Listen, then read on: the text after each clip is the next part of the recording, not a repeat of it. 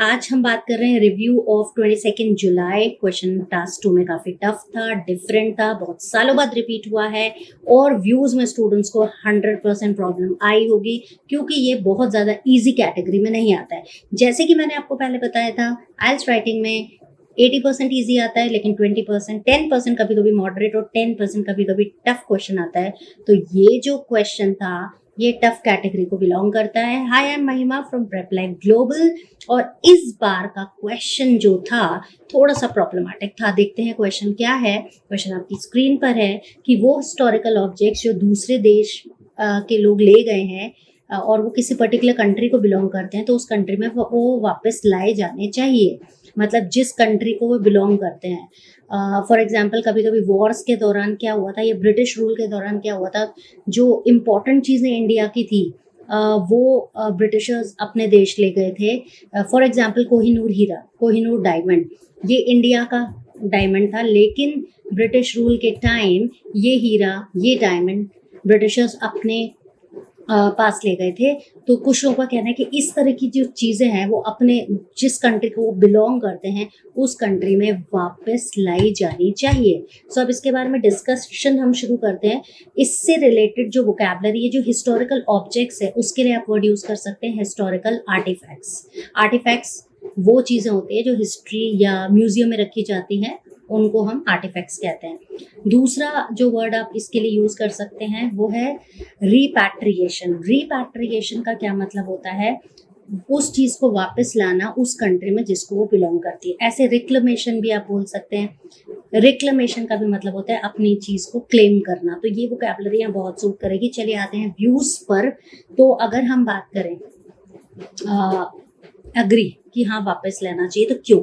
पहली बात है कि इससे लोगों के सेंटिमेंट्स जुड़े हुए हैं, लोगों की पेट्रियाटिक फीलिंग जुड़ी हुई है। जैसे मैंने आपको कोहिनूर डायमंड के बारे में बताया कि लोगों को लगता है कि इंडिया का था और ब्रिटिशर्स ने जब हमें रूल किया तो हमारी सारी इंपॉर्टेंट चीज़ें ले गए, तो अब लोग चाहते हैं कि इसको वापस लाना चाहिए क्योंकि इनसे उनके सेंटिमेंट्स जुड़े हैं। ऐसा ही हमने सुना था कि लंदन म्यूजियम में लॉर्ड शिवा की एक आइडल है और लोग चाह रहे हैं कि वो आइडल वापस आए, क्योंकि आइडल भगवान की मूर्ति जो है उसकी प्लेस मंदिर में होती है, ना कि किसी म्यूजियम में। सो लोगों के सेंटिमेंट्स काफ़ी जुड़े होते हैं इन चीज़ों से, तो इसलिए लोगों को लगता है कि इस तरह के आर्टिफैक्ट्स जो हैं, हिस्टोरिकल ऑब्जेक्ट्स जो हैं, वो अपने देश में वापस आने चाहिए।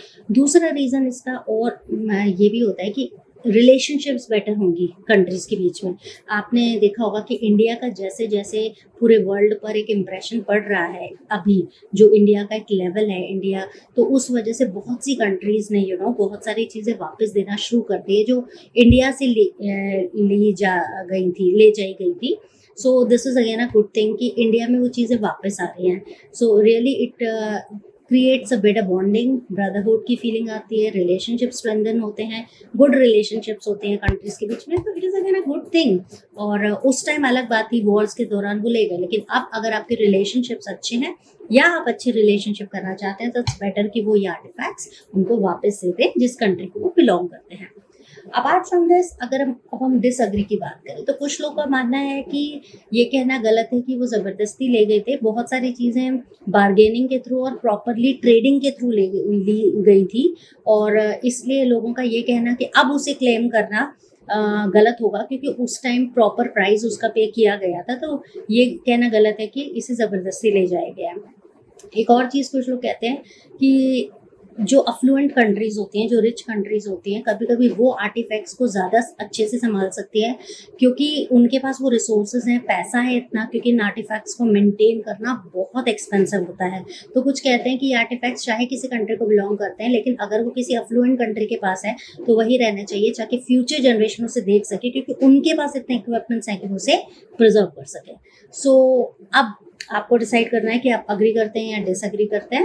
Actually I think that if these were taken illegally और दीज वर कैप्चर्ड, तो इनको ज़रूर वापस लाया जाना चाहिए। सो रिपैट्रिएशन जो है वो ज़रूर होना चाहिए।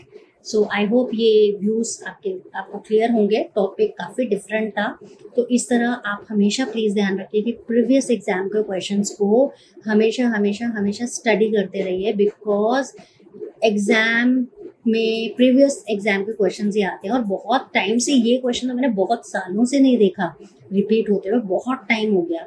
सो आप देख सकते हैं कि आया एग्जाम क्वेश्चन से ही है, तो आपको रियली अपनी स्टडीज थोड़ी और थरो करनी चाहिए।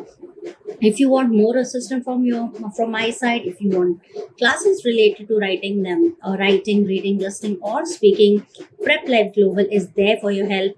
Do let us know that you need our help. Thank you and have a nice day.